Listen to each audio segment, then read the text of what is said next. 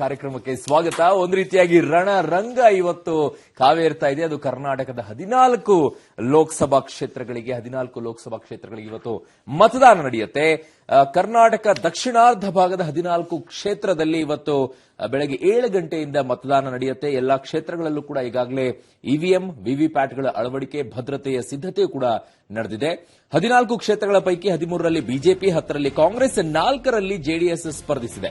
ಈ 14 ಕ್ಷೇತ್ರಗಳ ಪೈಕಿ ಮಂಡ್ಯ ಕಣ ಅತ್ಯಂತ ಹೈ ವೋಲ್ಟೇಜ್. ಈಗಾಗಲೇ ಮಾತಾಡ್ತಾ ಇದ್ವಿ ಹರೀಶ್ ಮತ್ತು ನಾವು, ಹಾಟ್ ಸೀಟ್ ಎನಿಸಿಕೊಂಡಿದೆ.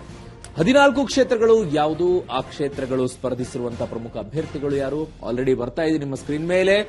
ಎಸ್, ನೇರವಾಗಿ ನೋಡೋದಾದ್ರೆ ಮಂಡ್ಯದಲ್ಲಿ ಸುಮಲತಾ ವರ್ಸಸ್ ನಿಖಿಲ್ ಕುಮಾರಸ್ವಾಮಿ, ಪಕ್ಷೇತರ ಅಭ್ಯರ್ಥಿ, ಜೆಡಿಎಸ್ನ ಮೈತ್ರಿಯ ಅಭ್ಯರ್ಥಿ ಇಲ್ಲಿದ್ದಾರೆ. ಲೆಟ್ಸ್ ಸಿ, ಅಲ್ಲಿಂದ ನೇರವಾಗಿ ಹಾಸನದ ಕಡೆ ಹೋಗ್ತಾ ಇದ್ದೀವಿ. ಈ ಬಾರಿ ಕಳೆದ ಬಾರಿಗಿಂತ ಒಂದಷ್ಟು ವಿಭಿನ್ನ. ಅಂದ್ರೆ ಅಲ್ಲಿ ಎ ಮಂಜು ಮತ್ತೊಂದ್ಸರಿ ಭಾರತೀಯ ಜನತಾ ಪಕ್ಷಕ್ಕೆ ಬಂದು ಅಲ್ಲಿ ತಮ್ಮ ಅದೃಷ್ಟ ಪರೀಕ್ಷೆಗೆ ನಿಂತಿದ್ದಾರೆ. ಬಹಳ ಕುತೂಹಲ ಇರೋದು ಜೆಡಿಎಸ್ನ ಮಾಜಿ ಪ್ರಧಾನಮಂತ್ರಿಗಳ ಮೊಮ್ಮಗ ಅಲ್ಲಿ ಚುನಾವಣಾ ಕಣದಲ್ಲಿದ್ದಾರೆ, ಪ್ರಜ್ವಲ್ ರೇವಣ್ಣ. ಓಕೆ, ಮಂಡ್ಯ ಹಾಸನ ಇಬ್ಬರು ಮೊಮ್ಮಕ್ಕಳು ನಿಂತ್ಕೊಂಡಿದ್ರೆ, ತಾತ ನಿಂತ್ಕೊಂಡಿರೋದು ತುಮಕೂರಲ್ಲಿ. ಎಕ್ಸಾಕ್ಟ್ಲಿ ತುಮಕೂರು ಕ್ಷೇತ್ರಕ್ಕೆ ಬರ್ತಾ ಇದ್ದೀವಿ. ತುಮಕೂರಿನಲ್ಲಿ ಜಿಎಸ್ ಬಸವರಾಜು ವರ್ಸಸ್ ಎಚ್.ಡಿ. ದೇವೇಗೌಡರು ಅಖಾಡದಲ್ಲಿ ಇದ್ದಾರೆ, ತುಮಕೂರು ಕ್ಷೇತ್ರದ್ದು. ಅಲ್ಲಿಂದ ಈಗ ಮೈಸೂರು ಭಾಗಕ್ಕೆ ಬರ್ತಾ ಇದ್ವಿ. ಕಳೆದ ಬಾರಿ ಅವರು ಹಾಸನಕ್ಕೆ ಹೋಗಿ ನಿಂತಿದ್ರು, ಅದು ಯಾಕೆ ಹೋಗಿದ್ರು ಅಂತ ಗೊತ್ತಿಲ್ಲ, ಬಟ್ ಸ್ಟಿಲ್ ಈಗ ಅವರು ವಾಪಸ್ ಕಮ್ಬ್ಯಾಕ್ ಆಗಿದ್ದಾರೆ. ಮೈಸೂರಿನಿಂದ ಮೈತ್ರಿ ಪಕ್ಷದ ಅಭ್ಯರ್ಥಿಯಾಗಿ CH ವಿಜಯಶಂಕರ್ ಕಂಟೆಸ್ಟ್ ಮಾಡ್ತಾ ಇದ್ರೆ, ಭಾರತೀಯ ಜನತಾ ಪಕ್ಷದಿಂದ ಮಗದೊಂದು ಸಾರಿ ಅದೃಷ್ಟ ಪರೀಕ್ಷೆಗೆ ನಿಂತಿದ್ದಾರೆ sitting MP Pratap Simha. Okay, ಇನ್ನು ಬೆಂಗಳೂರು ಉತ್ತರಕ್ಕೆ ಬರೋದಾದ್ರೆ, ಬೆಂಗಳೂರು ಉತ್ತರದಲ್ಲಿ ಡಿ.ವಿ. ಸದಾನಂದಗೌಡರು ಕೇಂದ್ರ ಸಚಿವರು ಕೂಡ, ಇನ್ನು ಕೃಷ್ಣ ಬೈರೇಗೌಡರು ರಾಜ್ಯದಲ್ಲಿ ರಾಜ್ಯ ಸಚಿವರು. ಸೊ ಇವರಿಬ್ಬರು ಅಖಾಡ ಎದುರಿಸ್ತಾ ಇದ್ದಾರೆ ಬೆಂಗಳೂರು ಉತ್ತರದಲ್ಲಿ. ಅಲ್ಲಿಂದ ಬೆಂಗಳೂರು ಕೇಂದ್ರಕ್ಕೆ ಬರೋಣ ನಾವು. ಮಗದೊಂದ್ಸರಿ ಗೆಲ್ಲಬೇಕು ಅನ್ನೋ ಹುಮ್ಮಸ್ಸಲ್ಲಿ ಭಾರತೀಯ ಜನತಾ ಪಕ್ಷದ PC ಮೋಹನ್ ಕಂಟೆಸ್ಟ್ ಮಾಡ್ತಾ ಇದ್ರೆ, ಇನ್ನೊಂದು ಸಾರಿ ನನ್ನ ಅದೃಷ್ಟ ಪರೀಕ್ಷೆ ಆಗೋಗ್ಲಿ ಅಂತ ಕಾಂಗ್ರೆಸ್ನಿಂದ ರಿಜ್ವಾನ್ ಅರ್ಷದ್ ಇದೀಗ ಚುನಾವಣಾ ರಣಕಣದಲ್ಲಿದ್ದಾರೆ. ಓಕೆ, ಬೆಂಗಳೂರು ಕೇಂದ್ರ ಆದ್ಮೇಲೆ ದಕ್ಷಿಣ ಹೋಗದೆ ಇರೋಕ್ಕಾಗತ್ತಾ? ದಕ್ಷಿಣನೇ ಅತ್ಯಂತ ಸೌಂಡ್ ಮಾಡಿದ್ದು ಬೆಂಗಳೂರು ಭಾಗದಲ್ಲಿ. ಬೆಂಗಳೂರು ದಕ್ಷಿಣದಲ್ಲಿ ತೇಜಸ್ವಿ ಸೂರ್ಯ, ಯಂಗ್ ಫೇಸ್, 27-28 ವರ್ಷ ಅವರಿಗೆ. ಇನ್ನು BK ಹರಿಪ್ರಸಾದ್ ಅಖಾಡದಲ್ಲಿದ್ದಾರೆ.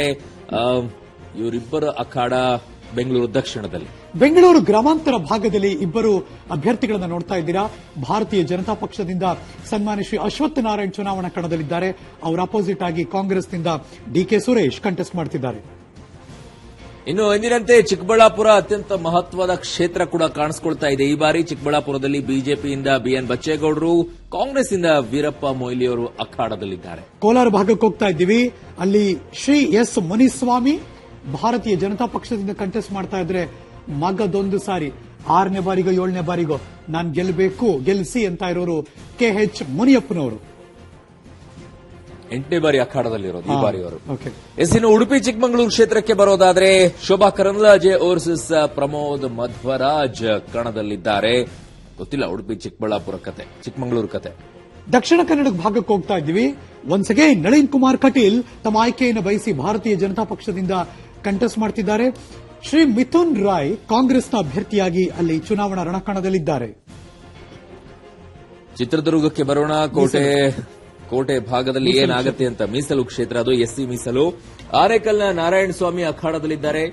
ಇನ್ನೊಂದು ಕಡೆ BN ಚಂದ್ರಪ್ಪ ಅವರು ಅಖಾಡದಲ್ಲಿದ್ದಾರೆ. ಕಾಂಗ್ರೆಸ್ ಮತ್ತು ಬಿಜೆಪಿಯ ಫೈಟ್. 14ನೇ ಕ್ಷೇತ್ರವಾಗಿ ಗಡಿ ಜಿಲ್ಲೆ ಚಾಮರಾಜನಗರದ ಕಡೆ ಬರೋದಾದ್ರೆ, R ಧ್ರುವನಾರಾಯಣ್ ಮಗದೊಂದು ಸರಿ ಆಯ್ಕೆಯನ್ನು ಬಯಸಿ ಕಾಂಗ್ರೆಸ್ ಪಕ್ಷದ ಅಂದ್ರೆ ಮೈತ್ರಿಕೂಟದ ಅಭ್ಯರ್ಥಿಯಾಗಿ ಚುನಾವಣಾ ರಣಕಣದಲ್ಲಿದ್ದಾರೆ.